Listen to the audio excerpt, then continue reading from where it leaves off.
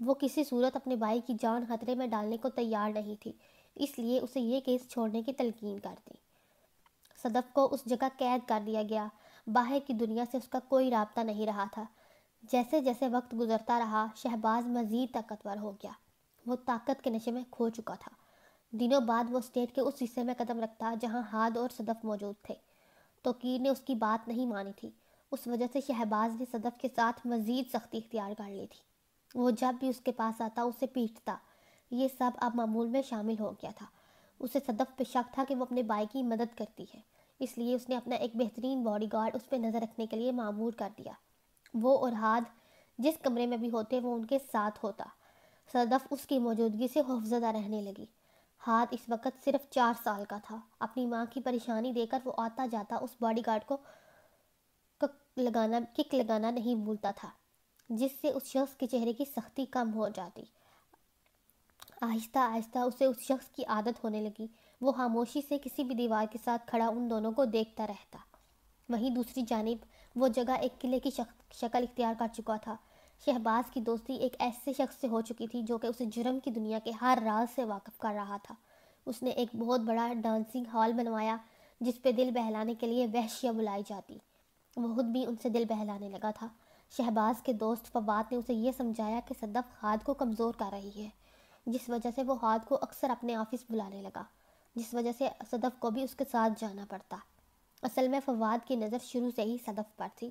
اسے اس شخص کی موجودگی سے وحشت آتی تھی، لیکن وہ کسی حالت ہاد کو اکیلا ان لوگوں کے پاس بھیجنے کو تیار نہیں تھی۔ وہیں دوسری طرف عمر جو کہ صدف پہ نظر رکھنے پہ مامور تھا، اس کے تمام دکھوں سے واقف تھا۔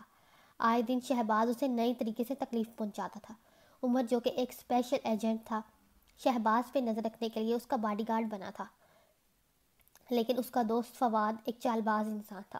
اسے لگا کہ عمر کی موجودگی میں وہ شہباز کو اپنے ہاتھوں میں نہیں کر سکتا، کیونکہ وہ اس کا سیکنڈ ان کمانڈ بننا چاہتا تھا۔ اس نے بہت چالاکی سے شہباز کو صدف اور ہاد کی حفاظت کے لیے کہا، اور شہباز کو اس کی بات کافی پسند آئی، اس لیے وہ اب اپنا مشن مکمل نہیں کر پا رہا تھا۔ جو کوئی بھی اس کے خلاف جاتا یا اس سے کوئی دھوکہ کرتا، شہباز اسے عبرت کا نشانہ بناتا۔ اس کا صدف کے پاس جانا مزید کم ہو گیا، جس کے لیے وہ شکر گزار تھی۔ کئی وحشیاں وہاں رہائش پذیر تھیں، جبکہ کئی معصوم لڑکیوں کو غلام بنا کر رکھا گیا تھا۔ وہ اپنے دور کا فرعون بن بیٹھا تھا۔ اس کا ایک آدمی جو کہ ڈرگ سمگلنگ میں کام کرتا تھا، اس سے اپنے حصے سے زیادہ پیسے رکھنے کی غلطی سرزد ہو گئی۔ وہ اب اور اپنی بیوی بچوں کے ساتھ اس کے دربار میں پیش کیا گیا۔ اس کی بیوی اپنی چھوٹی سی بیٹی کو مضبوطی سے تھامے رو رہی تھی، جو کہ ابھی محض کچھ مہینوں کی معلوم ہوتی تھی، جبکہ اس کا شوہر شہباز کے پاؤں میں گر کر معافی مانگ رہا تھا۔ شہباز خود دیوان پہ اکڑ کر بیٹھا تھا، جبکہ فواد اس کی بائیں جانب کھڑا تھا۔ اسی طرح پورا حال مختلف لوگوں سے بھرا، تو جو بہت لطف سے یہ سب دیکھ رہے تھے، مجھے معاف کر دیں، آئندہ ایسا نہیں ہوگا۔ میری بیوی بہت بیمار تھی، مجھے اس کے لیے پیسے چاہیے تھے۔ اس کی بیوی اپنی بیٹی تھامے اپنے 7 سال کے بیٹے کو لگائی کھڑی تھی۔ اپنے اوپر پڑتی گندی نظروں سے وہ خوب واقف تھی، جبکہ 7 سالہ احتشام یہ سمجھ نہیں پا رہا تھا کہ اس کے بابا یوں کیوں رو رہے ہیں۔ عمر کو صدف اور ہاد کو مین ہال میں لے جانے کا حکم ملا تھا۔ وہ جانتا تھا کہ وہاں کیا ہونے والا ہے۔ ان دنوں میں وہ ان دونوں سے مانوس ہو چکا تھا۔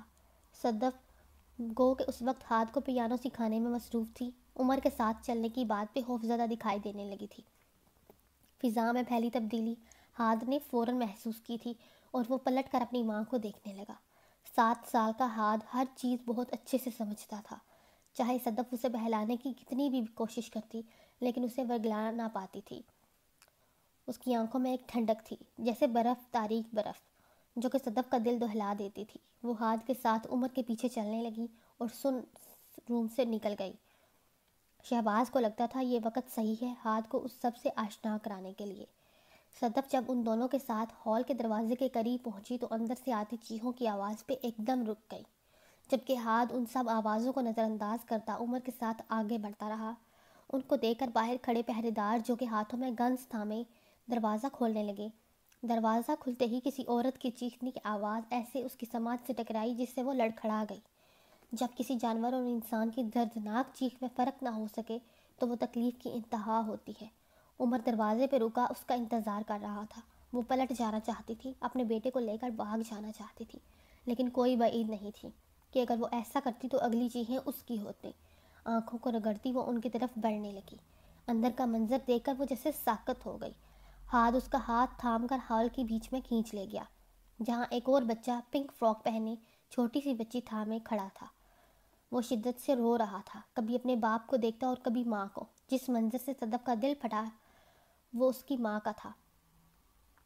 اسے ایک میز پر زبردستی گرایا ہوا تھا، اس کے کپڑے پھٹ چکے تھے اور 7 سے 8 وحشی اس کے گرد کھڑے اس کی عزت پامال کر رہے تھے۔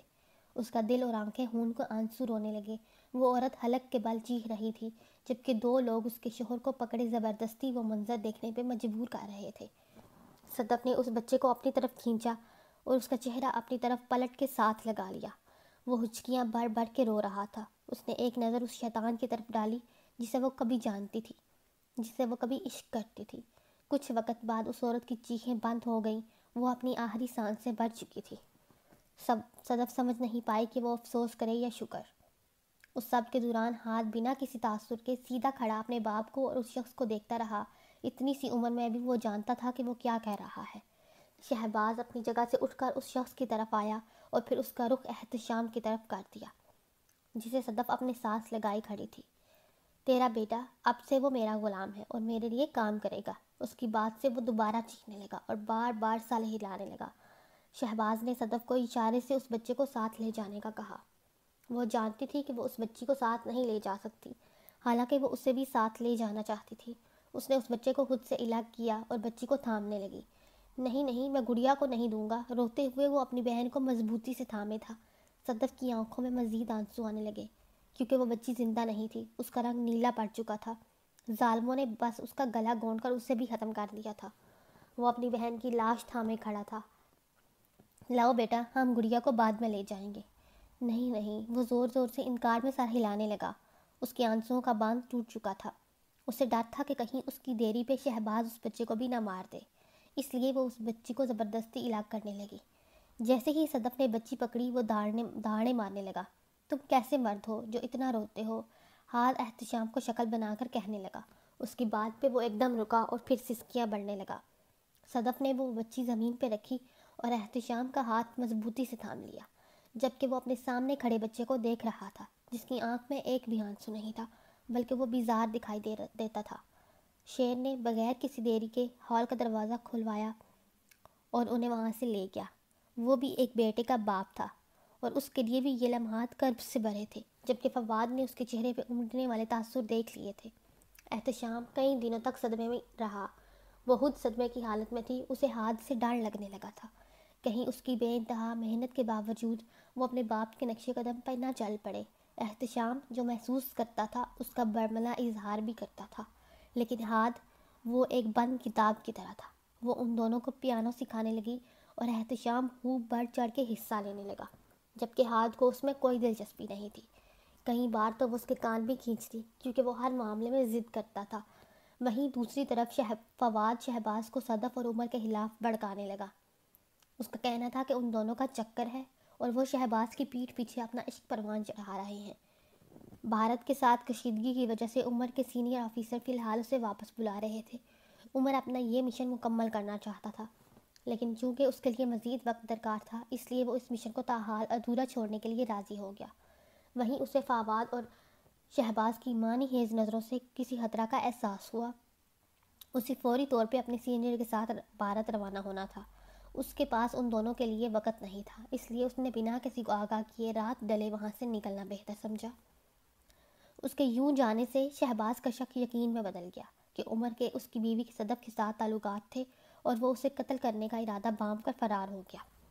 صدف اس وقت سن روم میں ہاتھ اور احتشام کے ساتھ کھیل رہی تھی جب 2 لوگ اسے لینے آئے۔ انہیں دیکھتے ہی اس کا رنگ فک ہونے لگا، ہاتھ بھی اپنی جگہ پر رک گیا۔ وہ لوگ اس کے قریب آئے اور اسے ساتھ چلنے کا کہنے لگے۔ ہاتھ بھی ساتھ چلنے کے لیے کھڑا ہو گیا، لیکن وہ اسے منع کرنے لگی۔ احتشام کے ساتھ رکنے کا کہہ کر وہ ان لوگوں کے ساتھ چل پڑی۔ شہباز اس کے کمرے میں کھڑا انتظار کر رہا تھا۔ صدف کے کمرے میں داخل ہوتے ہی دروازہ باہر سے بند کر دیا گیا۔ شہباز، تم یہاں؟ وہ مہینوں بعد اس کے کمرے میں آیا تھا۔ کیوں؟ کیا میں یہاں نہیں آ سکتا؟ اس کی نظروں میں نفرت تھی، بے پناہ نفرت۔ صدف اس کی وجہ نہیں جانتی تھی، لیکن کچھ بہت غلط ہونے کا احساس اسے ستا رہا تھا۔ ایسا نہیں ہے۔ وہ سمجھ نہیں پائی مزید کیا کہے، وہ ایک انجان شخص کو کیا کہہ سکتی تھی۔ مائی اپالوجیز، یہ کمرہ تو شاید تم اور تمہارے عاشق کے لیے وقف ہے نا؟ وہ اس کی بات بالکل بھی سمجھ نہیں پائی تھی۔ کیا مطلب ہے؟ وہ ایک لمحے میں اس کے سامنے موجود تھا اور صدف کی نازک گردن کو اپنے پنجے میں دبوچ لیا۔ تمہیں کیا لگا میری پیٹھ پیچھے تم کسی سے عشق لڑاتی پھرو گی اور مجھے پتہ بھی نہیں لگے گا؟ شہباز، چھوڑو مجھے۔ اس کی آنکھوں سے پانی بہنے لگا، سانس لینا ناممکن تھا، چہرہ سرخ پڑ رہا تھا۔ وہ دونوں ہاتھوں سے اس کا بازو خود تھامے آزاد کروانے کی ناکام کوشش کر رہی تھی۔ شہباز اسے گردن سے تھامے بیڈ کے پاس لے گیا۔ وہ بے دردی سے اسے کھینچے لے جا رہا تھا۔ بیڈ کے ساتھ ہی ایک مضبوط اور وزنی لوہے کی زنجیر کنڈی سے باندھ گئی تھی۔ وہ اپنی آنکھوں میں موجود آنسوؤں کی وجہ سے اسے دیکھ بھی نہ پائی۔ شہباز جلدی سے اسے زنجیر سے باندھنے لگا۔ شہباز پلیز رک جاؤ، پلیز، میں کچھ نہیں جانتی، پلیز۔ شہباز نے اس کے چہرے پہ ایک زوردار تمانچہ مارا۔ دل تو کرتا ہے تمہیں بھوکے کتوں کے آگے ڈال دو، پر تمہاری موت اتنی آسان نہیں ہوگی۔ وہ تھپڑ کی وجہ سے بری طرح سے دیوار سے ٹکرائی تھی۔ اس کا ایک پاؤں اور گردن کو اس کی زنجیر سے کفر کر دیا گیا تھا۔ لیکن نہیں، پہلے تمہارے عاشق کو ڈھونڈ کر تمہارے سامنے ماروں گا اور پھر تمہیں۔ وہ اسے بالوں سے جکڑ کر کہنے لگا۔ آنکھوں میں کتنی نفرت تھی اس کے لیے، جو آنکھیں کبھی اسے محبت سے دیکھتی تھی، ان میں نفرت تھی، شدید نفرت۔ وہ ہچکیاں بڑھ بڑھ کر رونے لگی۔ شہباز پلیز ایسا مت کرو، تمہیں غلط فہمی ہوئی ہے۔ اس کی بات پہ شہباز نے اسے دھکا دے کر دور کیا اور وہاں سے چلا گیا، جبکہ صدف اس کی منتیں کرتی رہ گئی۔ کتنی آسانی سے وہ اس پر اتنا بڑا الزام لگا رہا تھا، جبکہ وہ کبھی ایسا سوچ بھی نہیں سکتی تھی۔ اس کے بعد سے شہباز روز اس کے پاس آنے لگا۔ وہ نشے کی حالت میں اس پر بے حد تشدد کرتا، اور جب وہ اپنے حواس کھونے لگتی تو اس کی نفسانیت کی توہین کرتا، وہاں سے چلا جاتا۔ نہ جانے کتنے دن، کتنے ہفتے وہ یہ جہنم سہتی رہی۔ حورین کو احتشام سے پتہ چلا تھا کہ کچھ دنوں میں ہاد کی برتھ ڈے ہے۔ اس کا دل اسے کہتا تھا کہ کوئی گفٹ تو ہونا چاہیے، لیکن اس نے کوئی گفٹ نہ دینے کا ارادہ کیا، اور اب وہ بیڈ کے ایک طرف زمین پر بیٹھی خود کرافٹنگ کر رہی تھی تاکہ ہاتھ کو ایک اسپیشل سا گفٹ بنا دے۔ اپنے سامان پھیلانے وہ اتنی محب تھی کہ اسے ہاتھ کے آنے کا احساس بھی نہیں ہوا۔ اس کی پیشانی پہ گہرے بال تھے، جیسے وہ مسئلہ کشمیر حل کر رہی ہو۔ بکھرے ہوئے بال بار بار چہرے پر آتے تو اس نے گلے میں لپیٹا ہوا اسکارف اتار کر اس سے باندھ لیے۔ کیا کر رہی ہو؟ اس کے پیچھے سے آتی ہاتھ کی آواز پہ وہ یکدم چونک کر اچھل پڑی۔ اگلے ہی لمحے اس نے جلدی سے اپنی بازو کا استعمال کرتے سب بیڈ کے نیچے کر دیا۔ کون؟ میں تو کچھ نہیں کر رہی، اس نے اپنی طرف سے بہت صفائی سے جھوٹ بولا، اور اگلے ہی لمحے اپنی بات کو سچ ثابت کرنے کے لیے مسکرانے لگی۔ وہ ایک باروب شخصیت کا حامل تھا، اور ایسے اس کے زمین پر بیٹھنا وہ خود کو مزید چھوٹا محسوس کر رہی تھی۔ شاید ہاتھ نے اس کی کیفیت کو بانپ لیا تھا، کیونکہ اگلے ہی لمحے وہ اس کے سامنے پیروں کے بل بیٹھا تھا۔ تو پھر بیڈ کے نیچے کیا چھپایا؟ وہ اس کے قریب ہوتے ہوئے پوچھنے لگا، جسے وہ مزید گڑبڑا گئی۔ کچھ نہیں چھپایا۔ اب وہ پریشانی سے سامنے بیٹھے ہاتھ کو دیکھنے کی جگہ ادھر ادھر پورے کمرے میں نظریں دوڑا رہی تھی۔ ڈارلنگ، تمہیں جھوٹ بالکل نہیں بولنا آتا، جانتی ہو تم وہ واحد انسان ہو جو مجھ سے جھوٹ بولنے کی ہمت کرتا ہے۔ وہ اس کے قریب آ کر سرگوشی کرنے لگا۔ حورین نے اپنے لبوں کو فوراً تر کیا اور ہاتھ اس کے ہونٹوں پہ اپنا انگوٹھا رگڑ کر انہیں محسوس کرنے لگا۔ ہاتھ جب وہ اسے نظر انداز کرتا مزید قریب ہونے لگا تو اس نے بیٹھتی ہوئی آواز میں اسے پھر پکارا، ہاتھ، مجھے یہ مت کہنا کہ مجھے بھوک لگی ہے، کیونکہ میں جانتا ہوں کہ تم نے ابھی لنچ کیا ہے۔ وہ اس کے ہونٹ کے نشان کو سہلاتا ہوا کہنے لگا۔ حورین خود کو جلتا ہوا محسوس کر رہی تھی۔ سانس لینا مشکل ہو رہا تھا، جیسے وہ کسی اونچے پہاڑ پر ہو۔ مجھے گارڈن میں جانا ہے۔ اسے جب کچھ اور نہ سوجا تو یہی کہہ دیا۔ گارڈن؟ ہاں گارڈن، مجھے پودوں کو پانی دینا ہے، ورنہ وہ مر جائیں گے۔ ان کا تو پتہ نہیں لڑکی، پر میں ضرور مر جاؤں گا۔ وہ اسے کہتا ہوا کھڑا ہو گیا اور پھر اس کا ہاتھ بھی تھام کر اسے کھڑا کیا۔ وہ اس کی بات پہ آنکھیں پھیلائے دیکھنے لگی اور اپنا ہونٹ چبانے لگی، جہاں وہ ابھی بھی اس کا لمس محسوس کر رہی تھی۔ چلو، کہاں؟ اس نے ایک دم پوچھا۔ گارڈن؟ او ہاں۔ وہ اس کا ہاتھ تھامے اسے باغیچہ میں لے گیا۔ صدف کو وہاں کئی ہفتے ہو چکے تھے۔ اسے لگا شاید وہ وہیں مر جائے گی، اپنے بیٹے سے اتنا دور۔ اپنے شوہر کو تو وہ پہلے کھو چکی تھی، اس کے جسم میں تو اب کوئی شیطان بستا تھا جسے وہ مکمل طور پر انجان تھی۔ لیکن پھر ایک دن شہباز اسے ان زنجیروں سے آزاد کرتا خاموشی سے واپس چلا گیا۔ صدف کے جسم میں اتنی بھی سکت نہیں تھی کہ وہ اٹھ کھڑی ہوتی۔ جتنے دنوں تک صدف قید میں تھی، ہاتھ اور احتشام کو اس کے کمرے کی سمت جانا منع تھا۔ وہ جانتا تھا کہ اس کی ماں کے ساتھ کچھ غلط کیا جا رہا ہے، اس لیے اس نے ہر وقت ساری اسٹیٹ کو سر پہ اٹھا رکھا تھا۔ آخر کار 2 ہفتوں کے بعد اس کے باپ نے ہاتھ کے سامنے ہار مانی اور صدف کو آزاد کر دیا۔ شہباز کے حکم سے زنجیروں کو بھی کمرے سے ہٹایا جا چکا تھا۔ صدف بے سود بیڈ پہ گری ہوئی تھی، وہ چاہتی بھی تو ہل نہیں پاتی۔ ہاتھ دبے پاؤں کمرے میں آیا اور کتنی دیر وہاں کھڑا رہا، اسے احساس بھی نہیں ہوا۔ اس میں جینے کی کوئی خواہش نہیں رہی تھی، لیکن وہ اپنی اولاد کو اکیلا نہیں چھوڑ سکتی تھی۔ وہ کتنی ہی دیر دروازے پہ کھڑا اپنی ماں کا ٹوٹا ہوا وجود دیکھتا رہا۔ اس آدمی کو اتنا ڈھونڈا لیکن وہ کہاں غائب ہو گیا۔ شہباز غصہ سے اپنا ڈیسک پہ ہاتھ مارتا فواد کو کہہ رہا تھا، شاید اسے شک ہو گیا ہو کہ ہم اس کا تمہاری بیوی سے چکر جان چکے ہیں، اس لیے وہ بھاگ گیا۔ فواد نے اسے پرسکون کرنے کی کوشش کی۔ عمر اس کے راستے سے ہٹ چکا تھا، اب اسے صرف صدف چاہیے تھی، لیکن وہ کہاں ہے؟ فواد کہاں ہے وہ؟ مجھے وہ شخص ہر حالت میں چاہیے، سمجھے تم؟ وہ اتنے آرام سے تو عمر کا پیچھے چھوڑنے والا نہیں تھا۔ جب فواد نے یہ محسوس کیا تو اس نے ایک اور چال چلنے کا فیصلہ کیا۔ ایسا بھی تو ہو سکتا ہے وہ تمہاری بیوی کے بھائی توقیر کے پاس گیا ہو، کہیں تمہاری بیوی نے تمہارے خلاف کوئی ثبوت تو نہیں دیا اسے؟ اس کی بات پہ شہباز چونکا تھا۔ نہیں، ایسا نہیں ہو سکتا۔ کیوں نہیں ہو سکتا؟ وہ عورت تمہارے بیٹے کو استعمال کر رہی ہے، شہباز، اسے خود سے دور کرنے میں ہی تمہاری بھلائی ہے۔ وہ جانتا تھا صدف کو آزاد کرانے کے لیے ہاد نے اسے کتنا تنگ کیا، اور فواد اسی بات کا استعمال کر رہا تھا۔ وہ تمہارے بیٹے کو کمزور کر رہی ہے، تمہارے خلاف بھی۔ وہ شہباز کو زہر سے بھر رہا تھا۔ شہباز نے سامنے پڑا گلاس زور سے زمین پر پٹکا اور فوراً ٹکڑے ہو گیا۔ صدف کو اس کی سزا ملے گی۔ اس دن کے بعد سے صدف پہ 3 لوگ ہمہ وقت نظر رکھتے۔ شہباز بھی کچھ دنوں بعد آتا اور الزام تراشی کرتا۔ وہ اپنے چہرے پر پڑتے نیلے اور کالے دھبوں کو جتنا ہو سکے اتنا میک اپ سے چھپاتی۔ انہی دنوں شہباز اپنی اس طاقت کو مزید پھیلانے کے لیے اسلام آباد آ گیا۔ وہاں اس کی نظر ایک فرانسیسی سیاح پر اٹک گئی۔ شہد اور جلملاتی دھوپ جیسے بال اسے سب سے منفرد بناتے تھے۔ نیلی آنکھیں مانو کسی جھیل کی طرح ہوں۔ وہ اپنے منگیتر کے ساتھ وہاں آئی تھی۔ شہباز بتاتے خود ایک ہینڈسم مرد تھا اور وہ اس لڑکی کو رجانے کی کوشش کرنے لگا۔ جب اسے کسی طور پر بھی جواب نہ ملا تو اس نے طیش میں آ کر اسے اغوا کر لیا۔ اس سب میں فواد نے اس کی خوب مدد کی اور اسے لے آیا کراچی۔ پولیس اور اس کے منگیتر نے کافی ڈھونڈا۔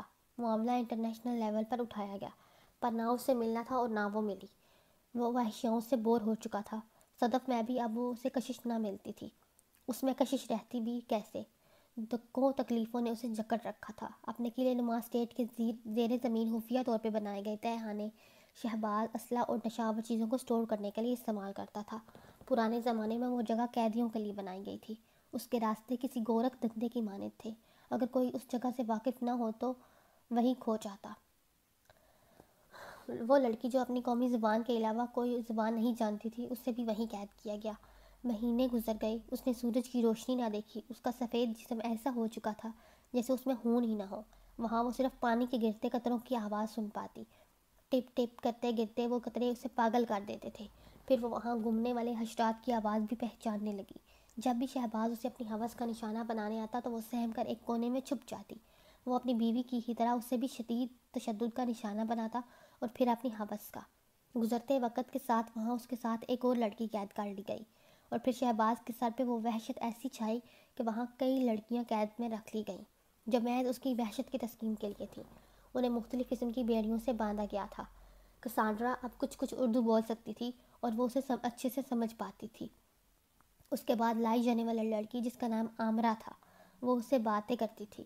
جیسے ہی شہباز کے قدموں کی آواز سنتی سب سہم جاتی۔ کسانڈرا کی حالت بہت خراب تھی۔ آمرا جانتی تھی کہ وہ کچھ وقت کی مہمان ہے۔ وہ اسے ہمت دینے کی کوشش کرتی، لیکن وہ دونوں جانتی تھی کہ سب بیکار ہے۔ اس کی کمزوری کی ایک بہت بڑی وجہ کہ وہ پریگننٹ ہو چکی تھی، لیکن شہباز پھر بھی اس پہ اسی طرح ظلم کرتا رہا۔ اسے اس بچے سے کوئی واسطہ نہیں تھا۔ اس کے پاس ایک جائز وارث تھا، تو وہ ایک غلام کے بچے کی پرواہ کیوں کرتا؟ کمزوری، تکلیف اور کھانے پینے کی کمی کے باعث وہ ڈھانچہ بن چکی تھی۔ ایسی حالت میں بھی اسے اپنے ہونے والے بچے کی فکر تھی۔ وہ نہیں جانتی تھی کہ کب رات ہے اور کب دن۔ آخر جب اس بچے کی ولادت کا وقت آیا تو وہاں اس کی طرح قید باقی لڑکیوں سے جو بن پایا وہ انہوں نے کیا، لیکن وہ ایک خوبصورت نیلی آنکھوں والی بچی کی پیدائش کے ساتھ ہی چل بسی۔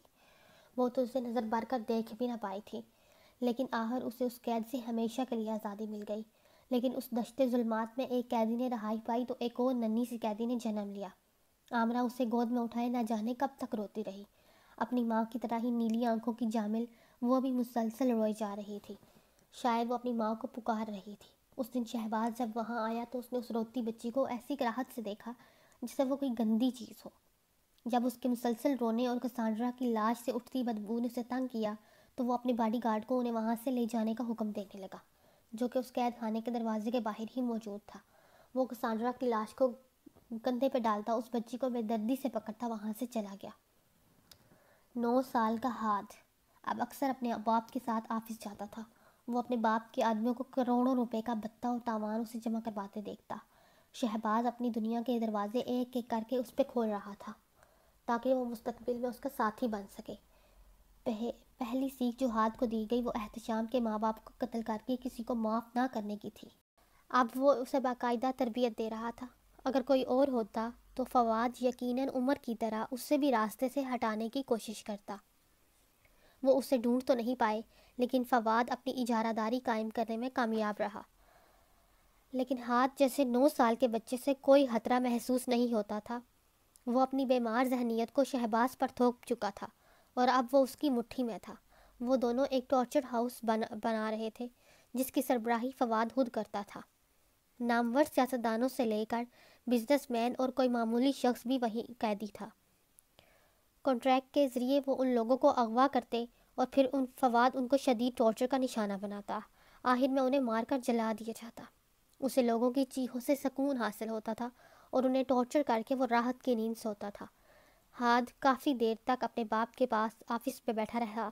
جب کافی دیر تک وہ نہیں آیا تو آفس میں بنی کھڑکی سے باہر دیکھنے لگا۔ ہمیشہ کی طرح پہرے دار ہتھیار اٹھائے گشت کر رہے تھے۔ اس نے باہر جانے کا فیصلہ کیا جب ہوا میں کسی کی چمڑی کی جلنے کی بدبو محسوس ہوئی۔ وہ اسی سمت بڑھنے لگا۔ کافی فاصلہ طے کر کے وہ ایک دم رکا۔ اس سے کچھ فاصلے پر ہی اس انسان کو جلایا جا رہا تھا۔ وہ عورت تھی یا مرد، ہاد سمجھ نہیں پایا، لیکن وہ شاید زندہ نہیں تھا کیونکہ اس جلتے شریر میں کوئی ہلچل نہیں تھی۔ اس کا باپ اپنے 2 آدمیوں کے ساتھ وہیں کھڑا تھا۔ پاس ہی موجود کچھ لوگوں کو وہ وہاں موجود گڈے کا نام کھولنے کی تلقین کر رہا تھا۔ وہ لوگ جلدی سے مٹی کھود رہے تھے۔ ہاد نے اس جگہ کئی لاشوں کو مشترکہ طور پہ پھینکتے دیکھا تھا۔ وہ وہاں سے پلٹنے لگا جب اسے کسی بچے کے رونے کی آواز آئی۔ وہ دوبارہ اس طرف متوجہ ہوا۔